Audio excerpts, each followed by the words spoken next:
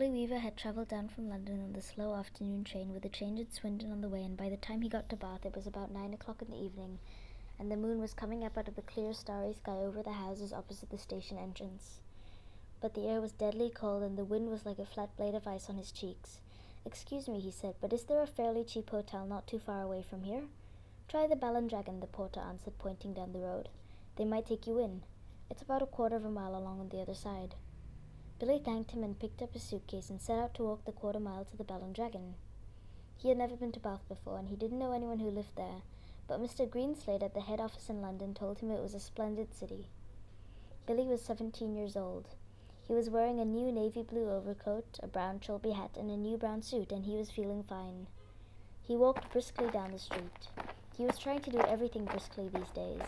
Briskness, he had decided, was the one common characteristic of all successful businessmen. There were no shops on this wide street that he was walking along, only a line of tall, identical houses on each side. They had porches and pillars and 4 or 5 steps going up to the front doors, and it was obvious that once upon a time they had been very swanky residences. But now, even in the darkness, he could see that the paint was peeling from the woodwork on the doors and windows, and that the handsome white facades were cracked and blotchy from neglect. Suddenly, in a downstairs window that was brilliantly illuminated by a street lamp not 6 yards away, Billy caught sight of a printed notice propped up against the glass in one of the upper panes. It said, "Bed and Breakfast."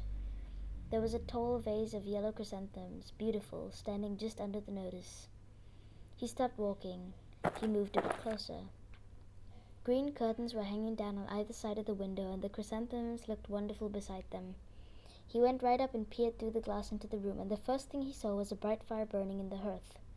On the carpet in front of the fire, a pretty little dachshund was curled up asleep with its nose tucked into its belly. The room itself, as far as he could see in the darkness, was filled with pleasant furniture. There was a grand piano and a big sofa and several armchairs, and in one corner he spotted a large parrot in a cage. Animals were a good sign in a place like this, Billy told himself, and all in all, it looked to him as though it would be a pretty decent house to stay in. Certainly it would be more comfortable than the Bell and Dragon. On the other hand, a pub would be more congenial than a boarding house. There would be beer and darts in the evenings and lots of people to talk to, and it would probably be a bit cheaper. He had stayed a couple of nights in a pub once before, and he had liked it. He had never stayed in a boarding house, and to be perfectly honest, he was a tiny bit frightened of them. The name itself conjured up images of watery cabbage, rapacious landladies, and a powerful smell of kippers in the living room. After dithering like this in the cold for 2 or 3 minutes, Billy decided he would walk on and take a look at the Bell and Dragon before making up his mind. He turned to go, and now a queer thing happened to him. He was in the act of stepping back and turning away from the window when, all at once, his eye was caught and held in the most peculiar manner by the small notice that was there. "Bed and Breakfast," it said. "Bed and Breakfast, Bed and Breakfast, Bed and Breakfast." Each word was like a large black eye staring at him through the glass, holding him, compelling him, and forcing him to stay where he was, and not to walk away. And the next thing he knew, he was actually moving across from the window to the front door of the house, climbing the steps that led up to it, and reaching for the bell. He pressed it. Far away in a back room he heard it ringing, and then at once, it must have been at once because he hadn't even time to take his finger from the bell button, the door swung open, and a woman was standing there. Normally you ring the bell and you have at least a half-minute's wait before the door opens, but this dame was like a jack-in-the-box. He pressed the bell and out she popped. It made him jump. She was about 45 or 50 years old, and the moment she saw him she gave him a warm, welcoming smile. "Please come in," she said pleasantly. She stepped aside, holding the door wide open, and Billy found himself starting forward into the house. The compulsion, or more accurately, the desire to follow her into that house was extraordinarily strong. "I saw the notice in the window," he said, holding himself back. "Yes, I know. I was wondering about a room. It's all ready for you, my dear," she said. She had a round pink face and gentle blue eyes. "I was on my way to the Bell and Dragon, but the notice in your window happened to catch my eye," Billy told her. "My dear boy, why don't you come in out of the cold?" "How much do you charge?" 5 and 6 a night, including breakfast. It was fantastically cheap, less than half of what he had been willing to pay. "If that's too much, I can reduce it a tiny bit. Do you desire an egg for breakfast? Eggs are very expensive at the moment. It would be 6 less without the egg." 5 and 6 is fine," he answered. "I should very much like to stay here." "I knew you would. Do come in." She seemed terribly nice. She looked exactly like the mother of one's best friend, welcoming one into the house to stay for the Christmas holidays. Billy took off his hat and stepped over the threshold. "Just hang it there," she said, "and let me help you with your coat." There were no other hats or coats in the hall. No umbrellas, no walking sticks, nothing. "We have it all to ourselves," she said, smiling at him over her shoulder as she led the way upstairs. "You see, it isn't very often I have the pleasure of taking a visitor into my little nest." The old girl is slightly dotty, Billy told himself. But at 5 and 6 pence a night, who gives a damn about that? "I should have thought you'd be simply swamped with applicants," he said politely. "Oh, I am, my dear, I am, of course I am. But the trouble is that I'm inclined to be just a teeny-weeny bit choosy and particular, if you see what I mean." "Ah, yes. But I'm always ready. Everything is always ready, day and night in this house, just on the off chance that an acceptable young gentleman will come along. And it's such a pleasure, my dear, such a very great pleasure, when now and again I open the door and I see someone standing there who is just exactly right." She was halfway up the stairs and she paused, with one hand on the stair rail, turning her head and smiling at him with pale lips. "Like you," she added, and her blue eyes traveled slowly all the way down the length of Billy's body, to his feet and then up again. On the first floor landing, she said to him, "This floor is mine." They climbed up a second flight. "And this one is all yours," she said. "Here is your room." She took him into a small but charming front bedroom, switching on the light as she went in. "The morning sun comes right in the window, Mr. Perkins. It is Mr. Perkins, isn't it?" "No," he said, "it's Weaver." "Mr. Weaver, how nice. I've put a hot water bottle between the sheets to air them out, Mr. Weaver. It's such a comfort to have a hot water bottle in a strange bed with clean sheets, don't you agree? And you may light the gas fire at any time if you feel chilly." "Thank you," Billy said. "Thank you ever so much." He noticed that the bedspread had been taken off the bed, and that the bedclothes had been neatly turned back on one side, all ready for someone to get in. "I'm so glad you appeared," she said, looking earnestly into his face. "I was beginning to get worried." "That's all right," Billy answered brightly. "You mustn't worry about me." He put his suitcase on the chair and started to open it. "And what about supper, my dear? Did you manage to get anything to eat before you came here?" "I'm not a bit hungry, thank you," he said. "I think I'll just go to bed as soon as possible, because tomorrow I've got to get up rather early and report to the office." "Very well, then. I'll leave you now so that you can unpack. But before you go to bed, would you be kind enough to pop into the sitting room on the ground floor and sign the book? Everyone has to do that because it's the law of the land, and we don't want to go breaking any laws at this stage in the proceedings, do we?" She gave him a little wave of the hand and then quickly went out of the room and closed the door. Now, the fact that his landlady appeared to be slightly off her rocker didn't worry Billy in the least.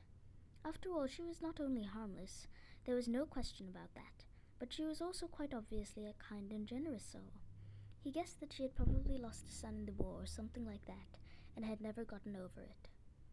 So a few minutes later, after unpacking his suitcase and washing his hands, he trotted downstairs to the ground floor and entered the living room.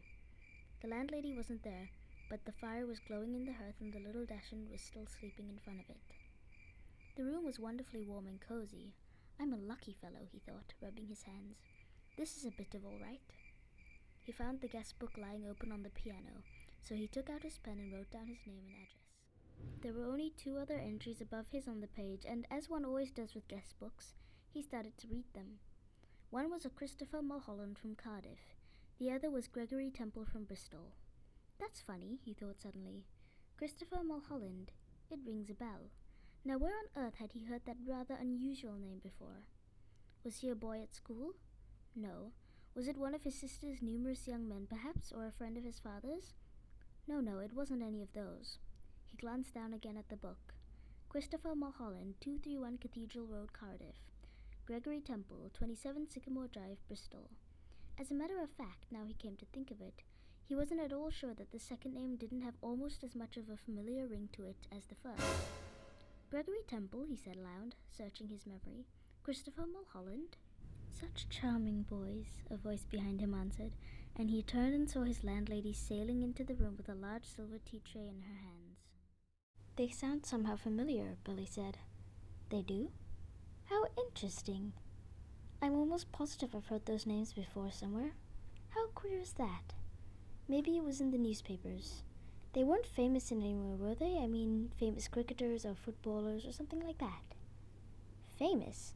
She said, setting the tea tray down on the table in front of the sofa. Oh no, I don't think they were famous, but they were both very handsome. Both of them, I can promise you that. They were tall and young and handsome, my dear, just exactly like you. Once more Billy glanced down at the book. Look here, he said, noticing the dates. This last entry is over 2 years old. It is? Yes, indeed. And Christopher Mulholland is nearly a year before that. More than 3 years ago. Dear me, she said, shaking her head and heaving a dainty sigh. I would never have thought it. How time does fly away from us all, doesn't it, Mr. Wilkins? It's Weaver, Billy said. Weaver. Oh, of course it is, she cried, sitting down on the sofa. How silly of me. I do apologize. In one ear and out the other, that's me, Mr. Weaver. You know something, Billy said. Something that's really quite extraordinary about all of this? No, dear, I don't. Well, you see, both of those names, Mulholland and Temple, I not only seem to remember each one of them separately, so to speak, but somehow or other, in some sort of peculiar way, they both appear to be sort of connected together as well. As though they were both famous for the same thing, if you see what I mean, like Dempsey and Tunney, for example, or Churchill and Roosevelt. How amusing, she said. But come over here now, dear, and sit down beside me on the sofa, and I'll give you a nice cup of tea and a ginger biscuit before you go to bed. You really shouldn't bother, Billy said. I didn't mean you to do anything like that. He stood by the piano, watching her as she fussed about with the cups and saucers. He quickly noticed that she had small, white, quick-moving hands and red fingernails. I'm almost positive it was in the newspapers I saw them, Billy said. I'll think of it in a second. I'm sure I will. There is nothing more tantalizing than a thing like this, which lingers just outside the borders of one's memory. Billy hated to give up. Now wait a minute, he said. Wait just a minute. Mulholland. Christopher Mulholland. Wasn't that the name of the Eton schoolboy who was on a walking tour through the West Country and then all of a sudden... Milk? She said. And sugar? Oh, yes, please. And then all of a sudden, Eton schoolboy? She said. Oh, no, my dear, that can't possibly be right, because my Mr. Mulholland was certainly not an Eton schoolboy when he came to me. He was a Cambridge undergraduate. Come over here now and sit next to me and warm yourself in front of this lovely fire. Come on. Your tea's all ready for you. She patted the empty place beside her on the sofa, and she sat there, smiling at Billy and waiting for him to come over. He crossed the room slowly and sat down on the edge of the sofa. She placed his teacup on the table in front of him. There we are, she said. How nice and cozy this is, isn't it? Billy started sipping his tea. She did the same. For half a minute or so, neither of them spoke, but Billy knew that she was looking at him. Her body was half turned towards him, and he could feel her eyes resting on his face, watching him over the rim of her teacup. Now and again he caught a whiff of a peculiar smell that seemed to emanate directly from her person. It was not in the least unpleasant, and it reminded him, well, he wasn't quite sure what it reminded him of. Pickled walnuts? New leather? Or was it the corridors of a hospital? Mr. Mulholland was a great one for his tea, she said at length. Never in my life have I seen anyone drink as much tea as dear, sweet Mr. Mulholland. I suppose he left fairly recently, Billy said. He was still puzzling his head about the two names. He was positive now that he had seen them in the newspapers, in the headlines, in fact. Left? She said, arching her eyebrows. But my dear boy, he never left. He's still here. Mr. Temple is also here. They're on the 3rd floor, both of them together. Billy set down his cup slowly on the table and stared at his landlady. She smiled back at him. Then she put out one of her white hands and patted him comfortingly on the knee. How old are you, my dear? She asked. 17, he answered. 17, she cried. Oh, it's the perfect age. Mr. Mulholland was also 17, but I think he was a trifle shorter than you are. In fact, I'm sure he was, and his teeth weren't quite so white. You have the most beautiful teeth, Mr. Weaver. Did you know that? They're not as good as they look, Billy said. They've got simply masses of fillings in them at the back. Mr. Temple, of course, was a little older, she said, completely ignoring his remark. He was actually 28, and yet I never would have guessed it if he hadn't told me. Never in my whole life. There wasn't a blemish on his body. A what? Billy said. His skin was just like a baby's. There was a pause. Billy picked up his teacup and took another sip of his tea. Then he set it down again gently in its saucer. He waited for her to say something else, but she seemed to have lapsed into another one of her silences. He sat there staring straight ahead into the far corner of the room, biting his lip. That parrot, he said at last. You know something, it had me completely fooled when I saw it through the window from the street. I could have sworn it was alive. Alas, no longer. It's most terribly clever the way it's done, he said. It doesn't look in the least bit dead. Who did it? I did. You did? Of course, she said. And have you met my little Basil as well? She nodded towards the Dachshund, curled up so comfortably in front of the fire. Billy looked at it, and suddenly he realized that this animal had all the time been just as silent and motionless as the parrot. He put out a hand and touched it gently on the top of its back. The back was hard and cold, and when he pushed the hair to one side with his fingers, he could see the skin underneath, grayish-black and dry and perfectly preserved. Good gracious me, he said. How absolutely fascinating. He turned away from the dog and stared at the little woman beside him on the sofa. It must be most awfully difficult to do a thing like that. Not in the least, she said. I stuff all my pets when they pass away. Another cup of tea? No, thank you, Billy said. The tea tasted faintly of bitter almonds, and he didn't much care for it. You did sign the book, didn't you? She asked. Oh, yes.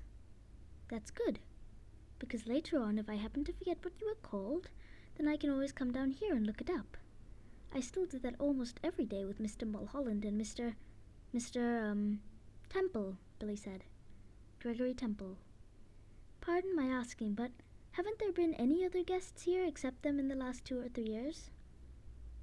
Holding her teacup high in one hand, inclining her head slightly to the left, she looked up at him out of the corners of her eyes and gave him another smile. No, my dear, only you.